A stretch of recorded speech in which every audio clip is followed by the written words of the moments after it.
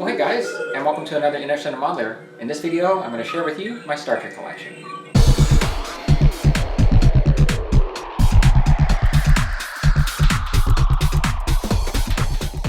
Well, hey guys, and welcome back. So, as promised, I'm going to start showing you my collection. I'll begin here with the Star Trek portion of my collection here. And I think the best way to go about doing this is to show you pictures of the different collectibles that I have and highlight some of them that have a bit more of an interesting story. So let's go ahead and get started.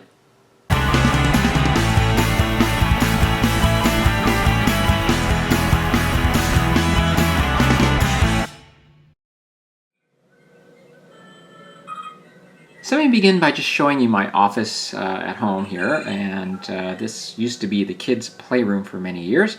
It evolved from being a place where they played with crayons and Play-Doh to video games, and eventually as they moved on, I decided to take over the room and convert it to my space.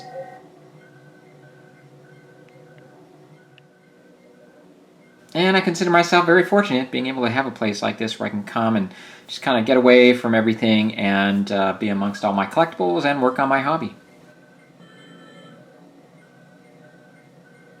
Alright, let's go ahead and move on and take a look at my Star Trek collection. So I'm going to begin with one of my favorite shelves here, which contains many of my Star Trek prop replicas. And the one item I'm going to talk about first are these two vials. These two vials contain contact lenses from a company that was called Wesley Jessen, and they were the ones who manufactured the lenses for the Next Generation TV series.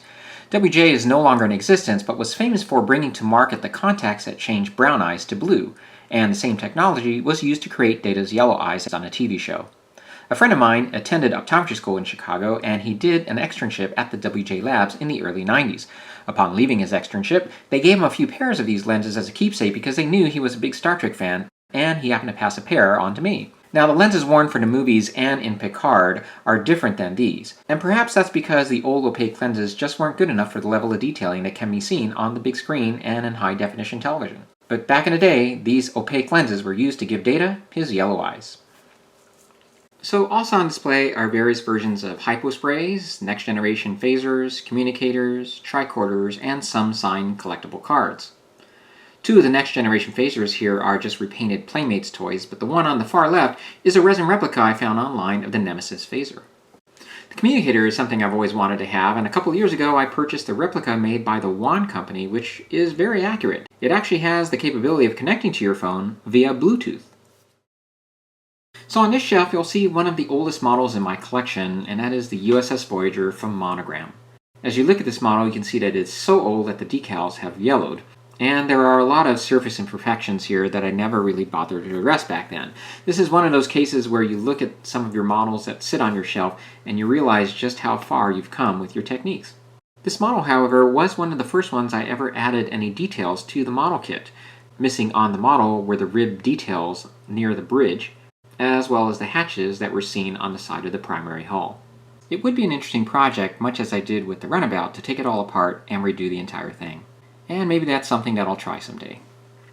Off to the side here is the Delta Flyer, and I got this from Federation Models.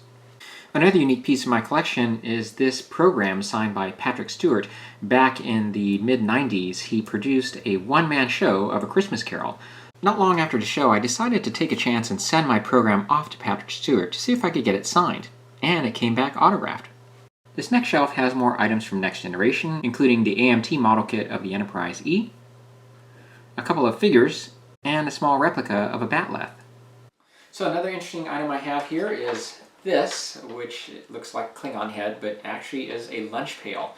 When you opened up the lunch pail, if the batteries are still inside anyway, you would hear Worf say a few different phrases as you open and close the lunch pail.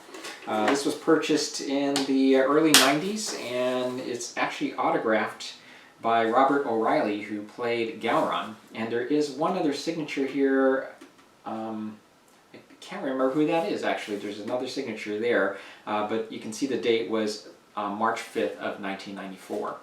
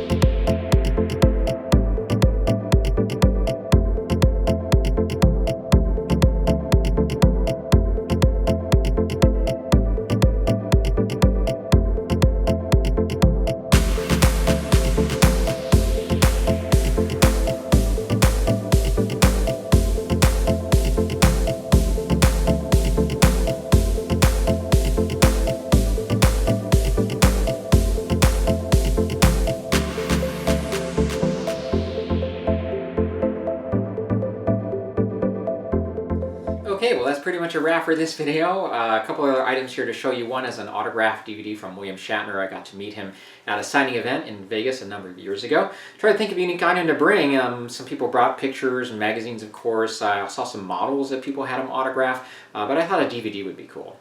And like many of you, speaking of DVDs, you probably have a whole DVD collection of Next Generation, Deep Space Nine, Voyager, all of them. I collected all of these. Of course, now you can stream this sort of stuff. And one other piece to show you here is this is a bottle from the George Dickel Tennessee Whiskey Company. They're the guys who produced the bottle for the Saurian Brandy bottle that was seen on the original series. I know a lot of you recognize this. When I was at work one day, someone had been cleaning out their stuff. They happened to be a Star Trek fan, and they knew I was one, and they were, like I said, cleaning out their collection, and they decided to give this to me. So I thought that was a unique piece to add to my collection, so that's cool. And then I have a number of various uniforms here that occasionally I'll cosplay at a convention just for fun, so can't wait to get back to that. Alright, so we are in mid-April now, and as I mentioned at the beginning of the month, I wanted to add some extra content to the channel. I hope you're enjoying it. I have a few more videos to add here as we get through the month. I'll certainly show you the rest of my collection, so that'll take up a video or two more, and we'll see what else I come up with. So if you have any questions, feel free to contact me here on my YouTube channel or at interestedinmodeler@gmail.com. Thanks again for watching, and I'll see you in the next one. Take care.